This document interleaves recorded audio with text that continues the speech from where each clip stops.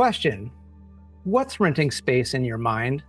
And if you're like, I don't know what that means, well, do you have any complaints about your life or your world, such as maybe the world seems like it's in chaos, or you're constantly overwhelmed, or maybe you feel alone even when you're surrounded by people you're supposed to love and appreciate or care about? Or maybe you're just wondering, who are you really, or what's your purpose? If you have any of these questions or concerns, that means you've allowed some ideas to be renting some space in your mind, and it might be time to evict them. So that's what we're going to talk about on today's episode. Let's begin. Are you ready to live a life with enough time, money, and energy? Have relationships and connections that delight you? Are you ready for the extraordinary life you know you've been missing? If so, then this is the place for you. I'm a best-selling author, coach, consultant, and speaker who's worked in technology for over 2 decades. I'm a leader at transforming people and organizations from operating in fear, obligation, and guilt to running off joy, ease, and love. It's time for Engineering Emotions and Energy with me, Justin Wink, Ph.D. So, what's renting space in your mind? So this might be something you haven't ever thought about before, but this is why you listen to the show, is for ways of seeing, doing, perceiving, living that are different than you've done and other people may have done. And a lot of people just go, I got a problem, I got to solve the problem. Yet how you view the problem is sometimes more important as part of the process of actually resolving it than just going, I have a problem, and then going and just grinding away. That's the old way of doing things. Now is a beautiful, wonderful time to do things in a brand new way. That's what a lot of people get wrong, is they just think okay, I just got to work on the solution, and I just got to work harder, and I got to grind it out and hustle until the problem goes away. Yet you've probably noticed that you've probably worked harder than most people harder than most people realize, even harder than you actually give yourself credit for. Yet you still have these challenges, you still have these complaints, you still have these things that are just these things aren't working. This isn't how it's supposed to be. And that's the key to knowing that you are leasing space within your mind, and you are the owner of your mind, and it's time to evict these ideas that are horrible. You didn't screen these ideas. A lot of people think that just because an idea or a thought or a belief is within their mind, that it's theirs. Yet that really couldn't be further from the truth. A lot of what you believe, a lot of what you want, a lot of what you find true isn't actually true, and it isn't even your choice. It was what you decided to take on at a time in your life when it was take on whatever is being given to you, or maybe you don't get taken care of at all, because I'm talking about the time when you were a wee babe, a child. And again, a lot of things as a human being, what we start, we continue to do, just because if it worked yesterday, then it'll probably work today. Because again, I'm here today and I didn't die yesterday. So let me just keep doing what I've been doing. That's how habits form. And just because habits have worked in that way, that doesn't mean that they actually work for us and our life.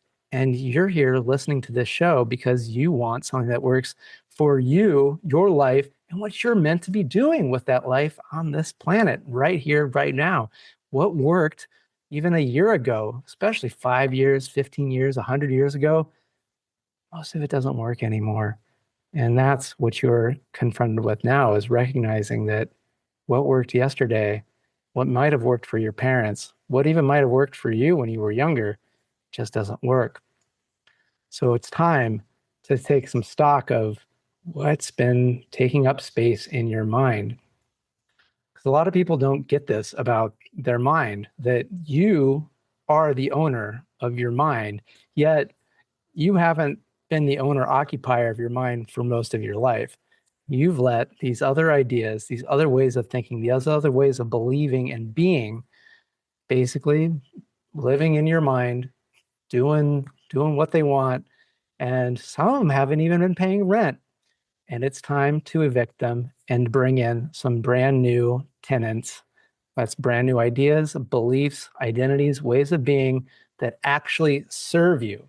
And let's get into a little bit of that right now. So, what do I mean? Because, like, I'm sure most of you have had the experience of either being a tenant or a landlord. There's probably better terms for that, but I'm just going to go with that. Really, it's meant to be a really amazing arrangement between the two, right? Like, think of it, and I've had experience being a landlord at times. Like I have owned a house in my past. Like it was a large house. It had more rooms than I'd really needed. So I would rent out a room. Like at even one point I rented out two rooms. And then at one point I didn't even want to live in the house anymore. So I briefly was an Airbnb host. And it's one of those like you do your best, especially when you're living in it, to find people that are compatible, that are gonna work with it. Yet when you're not super clear about how you work, what matters to you, or how things are gonna like actually impact you day to day, you more or less end up with some people earlier on that it's like, wait a minute, like this person's all up in my business. Like they maybe aren't paying rent on time, they're damaging things. And our thoughts, our beliefs, our views of the world can be very similar to this. And as we go along, we kind of realize, like, oh, now I think I know what matters to me, what I want, what I like. And you can get better and better tenants, better and better leasers. And so you're like, okay, Justin, like, hey, I've never owned a home. I've like, not a fan of landlords or that whole concept. And I get you. And it's okay. But think of it, it's meant to be mutually beneficial. Because when I was in the standpoint of renting the space out, it's like, oh, I get to provide somebody with a great location. Maybe it has all they need, and I get to benefit them. And then my space gets to be utilized. And what they're paying helps me take better care of the space, helps me live my life.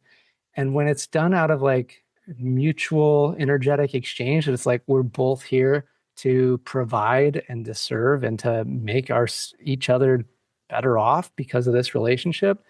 It's very beautiful that way. And again, as a tenant, because I've been renting now for many years, and I just love it. I love it. Like it was a big growth experience getting to be a landlord and being a homeowner. Yeah, there was a lot where I'm like, man, I gotta take care of all this stuff. If something breaks, I gotta call somebody to fix it if I don't know how to fix it myself. And I gotta figure out, taxes and insurance and all these. And oh my gosh, I can't just pick up and leave anytime soon. I would have to find somebody to rent the place out, or I would be losing the money, or I have to sell the thing. But as a tenant, if something breaks, I call up the management company and go, hey, this is broken. And they fix it. And if I don't want to live here anymore, I can move. Like sometimes I've been on a year lease, sometimes month to month, and it's like, okay, I've had enough of being in this location. It's time for a new location, or it's time for more bedrooms, or less bedrooms, or different bedrooms, whatever it is. There's a lot of freedom to being a renter. And there's also freedom in being somebody that rents out. Because again, it's like, oh man, I love this home. I love this property, but I can't live in it now, or I don't want to live in it now. But I want to, have it, be a steward of it, and I want to allow others to enjoy, make sure they're there, taking care of it, right? Because if nobody's there, then something happens. Like you don't know, but if somebody's there, living there, they're watching your place. It's great. So these things can be great. And that's how it should be with the thoughts, the feelings, the beliefs, the identity that are taking up residency in your own mind. That they should be good tenants, and you need to be a good landlord, a good steward, a good owner of your own mind. And part of that is knowing having some good rules of like, wait, are these beliefs, are these thoughts that I'm having, are they serving me? Like and the way you're going to know what's in there is you just got to look at your life and your world. Because if you look out and you go, the world's, and you see the world is in chaos. That's something that's within you right now. You see, you believe, you think the world is in chaos, and thus you see a world in chaos. If you evict that thought, that belief, and go, no more, the new thought is the world is growing and shifting in ways that are going to benefit me and many other people. Whoa, what if that was what was taking up and renting space in your mind? That's a good tenant, right? That's a good thought. That's something that's going to, and then when you start seeing things in the world, a good example is nearby, there's a pier in Pacifica that's been damaged. It's like a 50 plus year old pier, and the waves and the surf and the things have led to the collapse of the abutment where the pier meets the shore. And sitting on that for, I think, over 30 years has been this Chit Chat Cafe, this coffee shop. And it's a place that, I've gone to, got coffee, had some good times there. And as it was collapsing, you could see started on the Thursday. They had to close the pier off, and then every day it got worse and worse. And a few days later, you started to see cracks in the cafe. And then I think it was within about 5 days, they were like, okay, we got to demolish this thing because if it goes into the ocean, it's going to be a whole environmental disaster. And many people are just like, oh my gosh, the tragedy, how awful. And I'm not saying it's not sad and it isn't something that's like sucks. And it's like you wish that things could have been done better. But my take on it is like, oh, things are changing, things are shifting. What amazing things could maybe like come in this place that is even better for me, from this community, and for the world. Like, could this get redone and there ends up being more space that has, even better facilities and things to serve the people, the fishermen, the visitors, the residents, so that maybe more people can have like beautiful experiences of being like right on the ocean and getting, great coffee and great food and a great environment that's even better, right? Because those are the types of thoughts that I allow to take residency in my mind.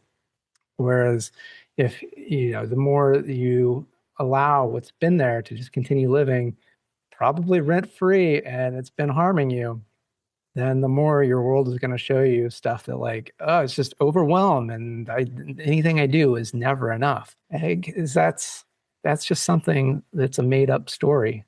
And I know we've talked about beliefs, we've talked about identity, so I'm not going to get too much into that. I just really want you to start thinking about what is taking up valuable rental space in my mind, and starting to just notice and being curious and being open to, am I ready to get rid of that and let it go and boot out that tenant?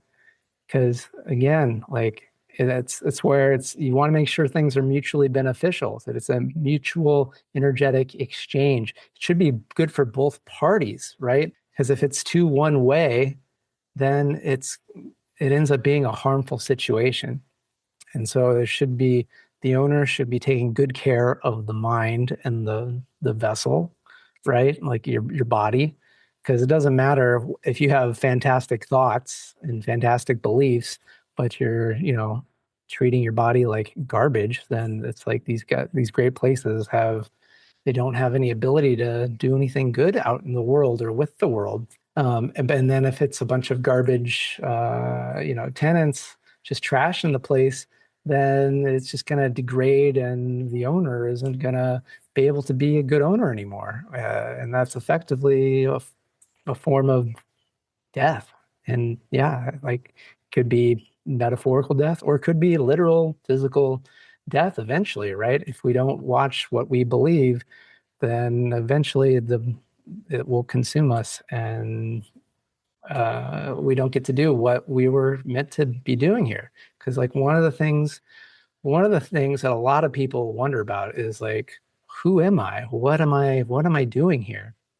And just that thought can sometimes be very disconcerting and can be very harmful. That's a bad tenant, because I've been there, I've done that. And what if the purpose is the thought to replace that with that takes up residency in your mind is, for now, my purpose is searching for my purpose and enjoying my world while I discover and become the best version of myself that I am.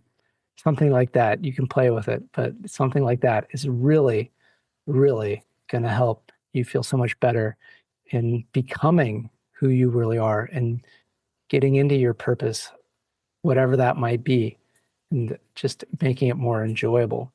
So I'm curious, what's coming up for you? Are you getting this concept? If you are, let me know in the comments or send a message to podcast@justinwink.com. And I'd really love to hear what's currently taking up space in your mind that's living rent free. And if you have an idea of like what do you want to replace that with? And if you're like, I don't even know, is that okay? Can things be different? Or you don't know what it would be or how you go about it? I'm going to encourage you to reach out, um, justinwink.com/connect. I think that's it. Check out one of my free tools. We got some great meditations and some great teachings.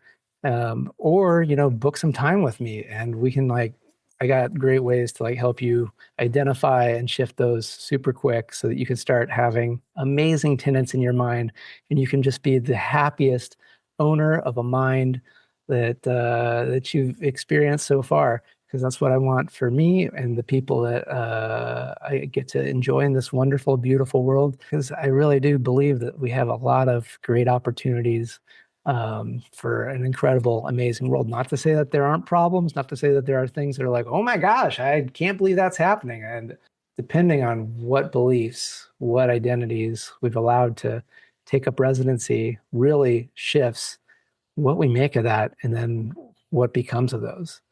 Because it really is, if you see what's happening and you truly accept it and you own your part in it, and that your part really is an internal shift.